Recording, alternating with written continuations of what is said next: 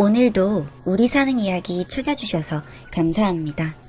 사연자분이 보내주신 이야기 시작해볼게요.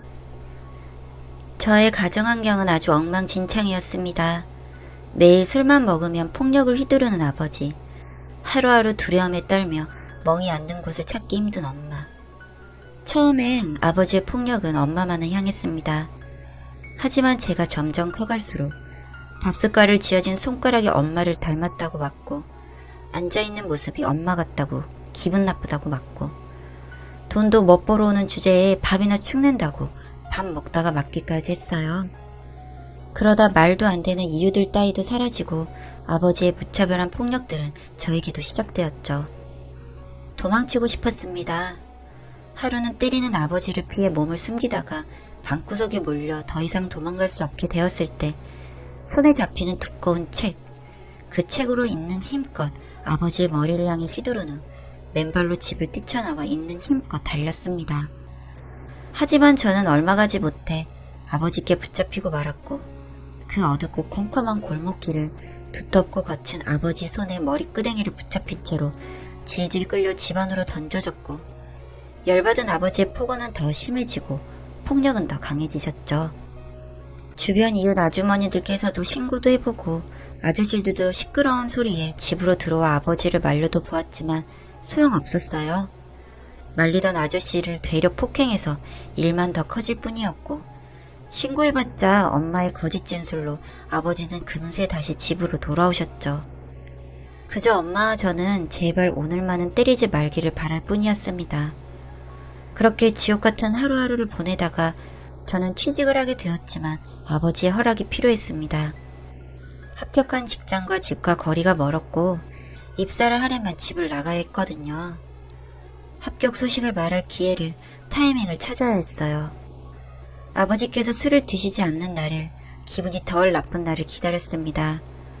그렇게 어렵게 합격 사실을 알려드렸고 기숙사 얘기를 꺼냈고, 다른 말 없이 듣고만 계시던 아버지께서는 매달 생활비를 보내라고 하셨습니다.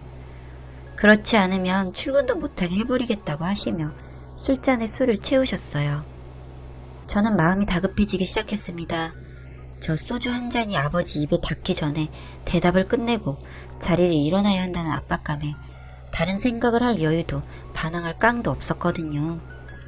술잔에 손을 올리시는 아버지께 생활비를 보내겠다고 말씀드린 뒤 방에 들어와 습관적으로 문을 잠근 뒤 짐을 챙겼습니다. 그렇게 일정의 용돈을 집에 보내드리며 엄마와는 아버지 몰래 통화를 간간히 하며 안부 정도를 물으며 그렇게 지냈습니다. 아버지 없는 제 생활이, 멍들어 있지 않은 제 팔과 다리를 보는 게 너무 행복했어요. 문득문득 엄마의 걱정에 눈물을 흘리곤 했지만 저에게는 엄마를 구해낼 자신이 없었습니다. 그렇게 하루하루 보내던 중 회사에 자주 오시는 거래처 젊은 사장님이 계셨습니다. 아버지와 다른 다정한 말투로 인사를 건네주고 고운 손으로 폭력이 아닌 악수를 건네는 사람. 기계같이 몸이 건조하게 일만 하던 제 앞에 악몽 같은 집을 잊게 하는 사람이 나타났습니다. 그를 보면 너무 설레이고 처음으로 기분 좋은 감정들만 느껴지는 게 낯설면서도 행복한 마음 가득이었죠. 그저 짝사랑으로만 끝날 줄 알았던 그 마음이 눈인사를 하다가 이름을 알게 되고 문자를 주고받다가 어느새 저 같은 것도 연애를 하기 시작했어요. 그런데 이런 행복함 속에서도 저는 한켠으로 너무너무 불안했습니다. 왜냐고요? 우리 집, 엄마, 아버지에 대해 물어볼까봐 그게 너무 두렵더라고요. 그럴 때마다 내가 이 사람에게 솔직하게 다 말할 수 있을까 생각이 들면서 겁이 나고 두려웠습니다. 자신도 없었고요. 제가 더욱 이런 생각을 했던 이유는 저와는 아주 다른 사람이었기 때문이에요. 어둡고 불안만 가득 차 있는 저와는 다르게 그 사람은 항상 밝고 자신감 넘쳤습니다. 젊은 나이에 꾸준히 상승대를 타고 있는 사업을 유지하고 부모님께서도 서포트를 잘 해주시는 것 같았거든요. 우연한 기회로 그 사람의 부모님을 뵙게 되었을 때 놀라움이 가장 컸고 제가 너무 초라하게 느껴졌어요. 건물도 몇 채나 가지고 계시고 부유하시지만 언제나 겸손하시며 친절하셨거든요. 의시되지 않으시면서도 저에게 선물도 자주 해주시고 행동 하나하나 여유롭고 기품 있으시고 배울 점이 많은 어른. 그냥 어느새 저도 모르게 그 사람의 부모님과 함께하는 시간이 점점 즐거워졌던 것 같습니다. 이분들 같은 분들이 내 부모님이었다면 하는 생각을 해보기도 했어요. 그랬다면 나는 좀 더 다른 사람이 되어 있지 않을까 생각하곤 했죠. 그렇게 그 사람과 연애를 하면서 제가 먼저 부모님과 함께 저녁 먹자고 말하는 날이 늘어가고, 제가 먼저 비싼 선물은 아니어도 작은 선물이라도 사서 전해달라고 하고, 가끔 질투도 하긴 했지만 그렇게 연애를 잘 해왔습니다. 하지만 연애 기간이 2년이 넘어가면서 반사적으로 저는 가족 얘기를 꺼려하면서 본인의 부모님과는 잘 지내는 저의 모습을 이해하지 못했고, 제가 결혼하기 싫어서 가족들을 숨기는 거라고 오해하기 시작하더라고요. 저는 헤어지기 싫은데 얘기를 다 털어놓으면 헤어지게 될까봐 너무 걱정이 됐어요. 정말 며칠 밤을 고민하고 또 고민했던 것 같습니다. 이 사람을 잃을 수도 있다는 생각에 저는 입을 떼는 게 더욱 힘들었지만, 그래도 크게 오해하고 있는 그 사람에게 솔직히 저희 이야기를 다 털어놓게 되었습니다. 이 사람이 내 이야기를 듣고 이런 일들을 알고 날 버리면 어떻게 하지? 하는 두려운 마음에 눈물이 차오르려고 하는데, 차분히 제 이야기를 다 들어준 이 남자는 저를 안아주고 토닥여주더군요. 솔직히 모든 부분이 이해가 되지 않는다고 말하면서도 많이 힘들었을 것 같다고 솔직하게 얘기해줘서 고맙다고 말해줬고, 그렇게 말해주는 그 사람 품에 안겨 한참을 울었던 것 같습니다. 다 이해한다고 해도 믿지 않았을 것 같았는데, 정말 솔직하게 모든 걸 다 이해할 순 없지만 힘들었을 것 같다고 말하는 그 사람에게 더 진심이 느껴졌던 것 같아요. 그리고 얼마 뒤 저는 프로포즈를 받았습니다. 정말 내가 받아도 되나? 내가 이렇게 행복해도 되나? 싶을 정도로 행복했고 그만큼 불안했습니다. 결혼 승낙을 받으려면 집에 가야 했지만 행여 술을 드시는 아버지와 마주치게 되어, 또 폭력을 쓰시면 이 모든 게 끝이 나버린다는 두려움 때문에 계속 미루고 미뤘죠. 한참을 미루다 더 이상 기다리지 못한 이 남자는 제 손을 잡고 그렇게 가기 싫은, 죽어도 다시 들어가고 싶지 않았던 저희 집으로 절 데리고 갔습니다. 남자와 손을 잡고 들어온 모습에 엄마는 너무 놀라 아버지의 술상을 떨어뜨렸고, 소란스러운 소리에 아버지는 자리에서 일어나 현관으로 걸어 나오셨습니다. 처음 보는 당황한 아버지의 표정.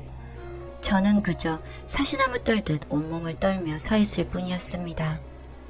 하지만 제 생각과는 다르게 이야기는 아주 쉽게 끝났습니다. 제가 보내는 매달 생활비가 이 집 수입의 전부이다. 그걸 끊을 생각이라면 결혼 승낙할 수 없다라고 하셨고, 이 남자는 때에 따라선 조금 더 보태서 보내드리겠다고 약속을 드렸죠. 그렇게 저희는 결혼 승낙을 받았고 결혼했습니다. 마음이 안정되고 몸이 편안해져서일까요? 결혼하고 6개월 만에 임신을 하게 됐어요.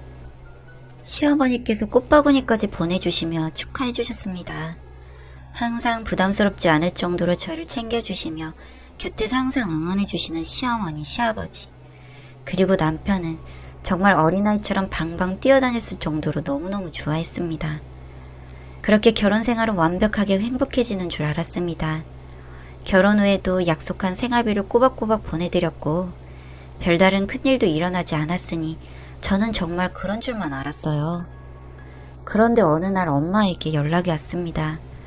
당연히 저의 임신을 축하해주기 위함인 줄 알았으나 떨리는 목소리로 아버지께서 며칠 전부터 돈이 어디서 났는지 신이 나서 술을 그렇게 사드시길래 이상해서 통장을 봤더니 거기에 시어머니 성함이 찍혀 있더랍니다.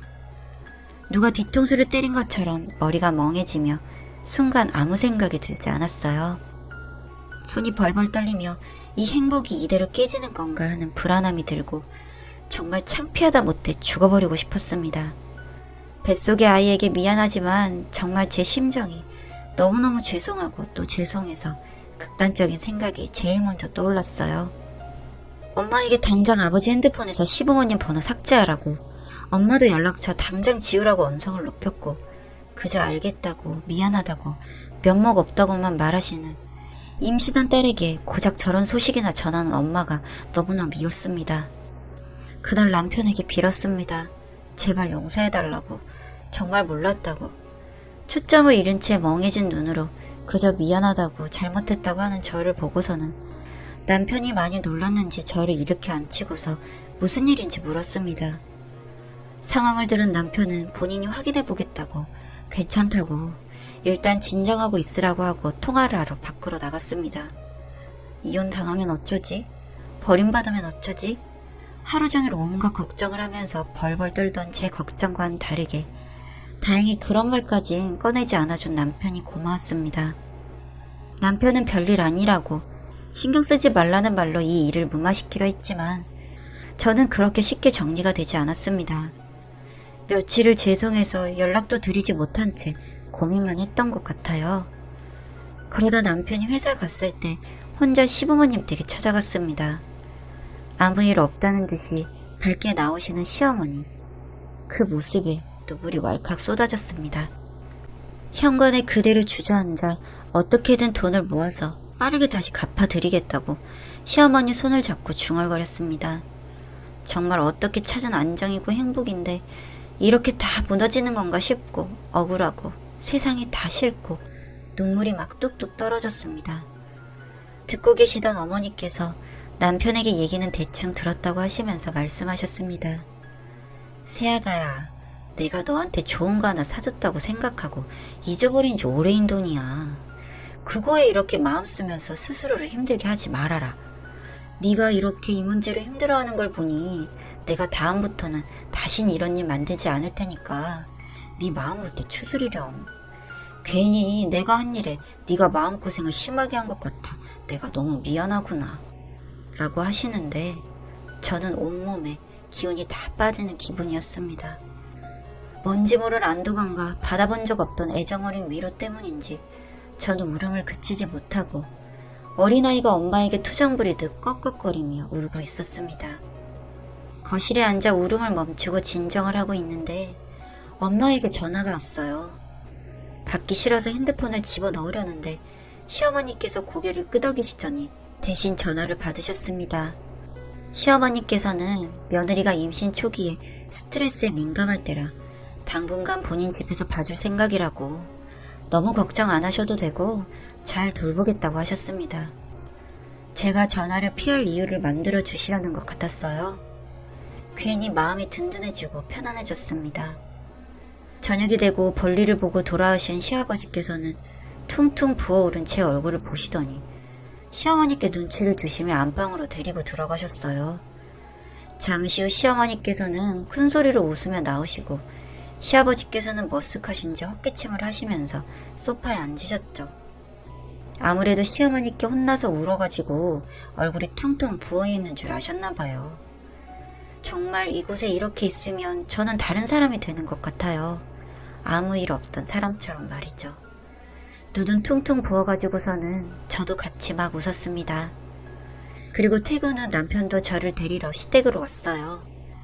오랜만에 다 같이 저녁을 먹고 아무 일 없었다는 듯이 이런저런 이야기를 하면서 눈이 부어서 못생겼다고 놀리는 남편을 시부모님께서 혼내주시기도 하고 그렇게 시간을 보내고 있던 와중에 남편의 핸드폰이 요란하게 울리기 시작했습니다.